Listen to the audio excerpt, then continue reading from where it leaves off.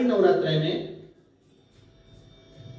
आदिकालिक पौष नवरात्र में हम जगत जननी जगदम्बा की जब स्थापना करते हैं, या हम नूतन घर का प्रवेश करते हैं, या गणेश जी की स्थापना करते हैं, या कोई दुकानों को प्रवेश करते हैं, या कोई शुभ कार्य करने के लिए अग्रण्य होते हैं, तो हम कलश की स्थापना क्यों करते हैं? आज शिव महापुराण में शुरुआत में अपन शिव और पार्वती की यही संवाद को लेकर चलते हैं।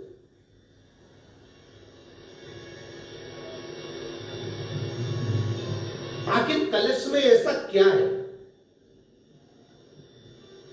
कलश के अंदर आखिर ऐसा क्या विराजमान है कि 33 कोटि देवता उस कलश के अंदर आकर बैठ जाते हैं महाराज?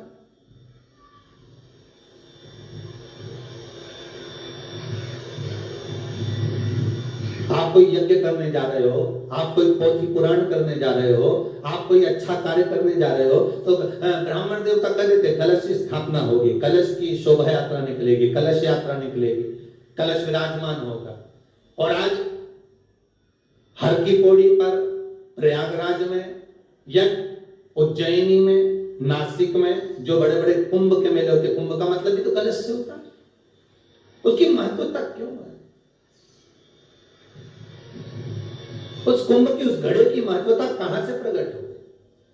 शिव महापुराण की कथा कहती है महाराज, भगवान औघड़दानी शंकर स्वयं आद्य शक्ति जगदम्बा से कहते हैं कि जगदम्बा तू क्या चाहती है बोल। तो जगत जननी जगदम्बा कहती है कि जहां मैं हूं वहां शंकर है, ये आपने कह दिया, पर जहां शंकर है वहां पार्वती का होना जरूरी है। उसके लिए सिद्ध करने के लिए एक स्थान ऐसा बनाया जाए जहां पर शंकर विराजमान है और शंकर के साथ पार्वती विराजमान है। तो शिव जी ने कहा पार्वती, उसके लिए मैं तुझे एक सुंदर कलश का निर्माण कर देता हूं।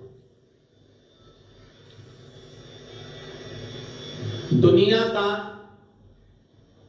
रचनाकार, दुनिया की रचना करने वाले महाराज, संपूर्ण ब्रह्मांड की रचना करने वाले, जिनको भगवान शिव ने स्वयं ब्रह्मदेव से कहा है कि ब्रह्मा जी तुम सृष्टि खंड को आगे बढ़ाइए, सृष्टि की रचना करिए। और आज ही के दिन, यही चैत्रीय प्रतिपदा के दिन, यही इसको कहते हैं नया संवत्सर, नया वर्ष। हिंदू धर्म में क्यों कहा जाता है? आज ही के दिन ब्रह्मा जी ने महाराज सृष्टि की रचना करना प्रारंभ करा था। आज ही के दिन भगवान शिव और ब्रह्मा का संवाद हुआ था। सीधे भगवान शंकर ब्रह्मदेव के पास जाकर बोले थे, हे ब्रह्मदेव आप सृष्टि की रचना करिए। तो ब्रह्मा जी ने पूछा था, देवी की आराधना का एक स्मरण का सुख है महाराज, ज्योत का विधान है।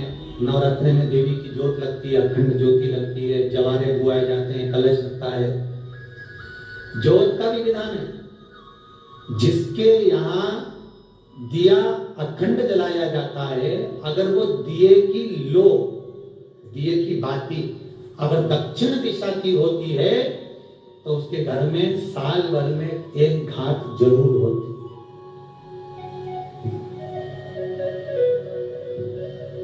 जो दिया अखंड जलता है उसकी बाती का मुख दक्षिण का नहीं होना चाहिए। अगर आपने देवी भागवत का स्मरण करा हो, देवी भागवत को अगर सुना हो, तो देवी भागवत में स्पष्ट किया गया कि पूर्व की ओर मुख करा हुआ दिया, अर्थात पूर्व की ओर ज्योत जो जलाई जाती है वो संपदा की वृद्धि करती है। पश्चिम की ओर मुख कर जो ज्योत लगाई जाती है महाराज वो बेबहू को देती है, और उत्तर की ओर जो मुख कर ज्योत जलाई जाती है, उत्तर की ओर जो ज्योत का मुख रहता है वो आयु की वृद्धि करती है, घर में अकाल मौत को रोकती है।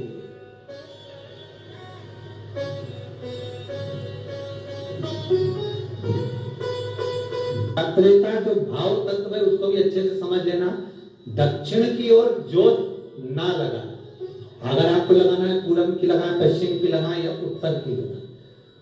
और जितने दिन महारानी जगदम्बा जगतधात्री दुर्गा भवानी अब की बार माता जी घोड़े पर आई है, हर बार देवी पैदल बदल के आती है, इस बार जो नवरात्रे आए वो घोड़े के आए।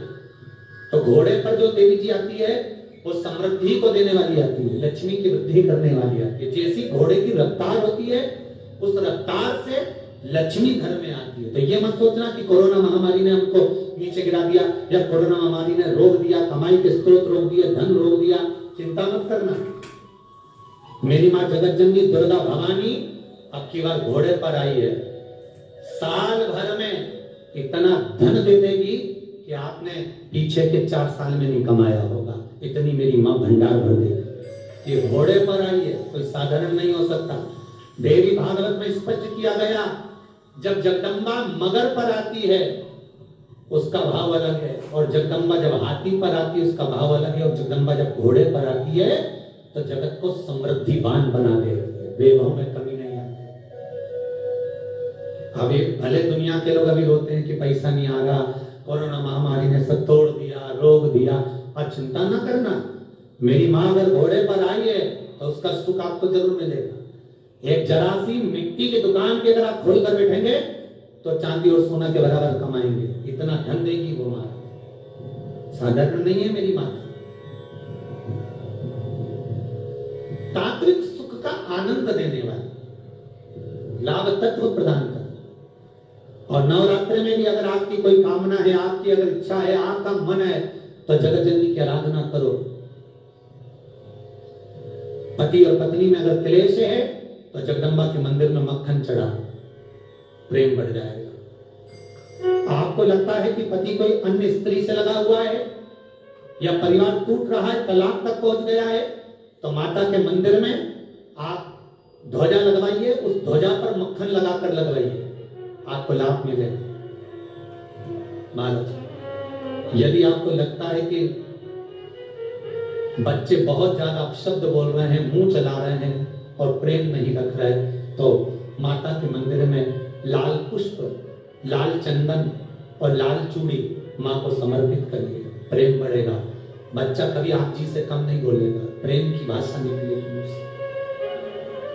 माँ जगत जननी की आराधना, जगदम्बा की उपासना। नवरात्रि में 9 दिन में से कोई एक दिन ऐसा ले लो